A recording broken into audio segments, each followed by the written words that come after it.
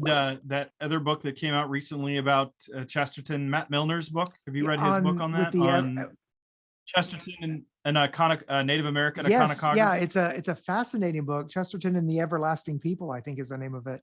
But yeah, Yeah. it's really it's fascinating the way he takes the sort of the story of the First Nations, Native Americans here in the United States, and then tries to bring Chesterton into discussion with that. Chesterton being extraordinarily anti-imperialist. So there's all of these Mhm. seeds in Chesterton's work of that. Of course, you get at the, as you do with a lot of people of the time, he'll, the language of, the red Indians or savages and things like that and whatnot that you recognize as typical there. But you also see Chesterton and the way that he is against the Boer War and about going against England's imperialistic mentality.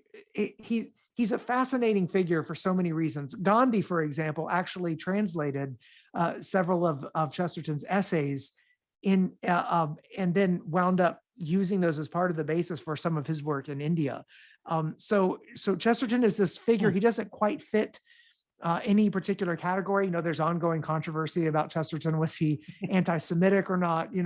There's all sorts of debates that would probably take us beyond the scope of this conversation. But Milner's example is just one in which I read the book and it was intriguing. I took away some insights. I also wondered, I don't know at what point this really captures Chesterton's vision of the world or of things, but at the same time, I thought this is the beauty of Chesterton, that, all sorts of people can have interaction with him and find it to be fruitful in some way. I actually had met Matt. We were at Jerry Root's house. There's a group of guys that meets there on Thursday nights, and we're having this fireside conversation. And I didn't know who Matt was.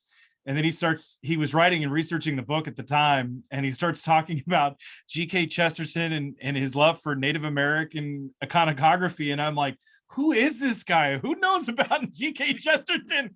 And I had to I'm like, he leaned over to talk to somebody else, and I whipped out my phone to find out who he was. I was like, oh, he's got a PhD from Princeton in art history. Okay, I guess he knows what he's Yeah, well, talking he's got a about. book on it now, so yeah, for sure.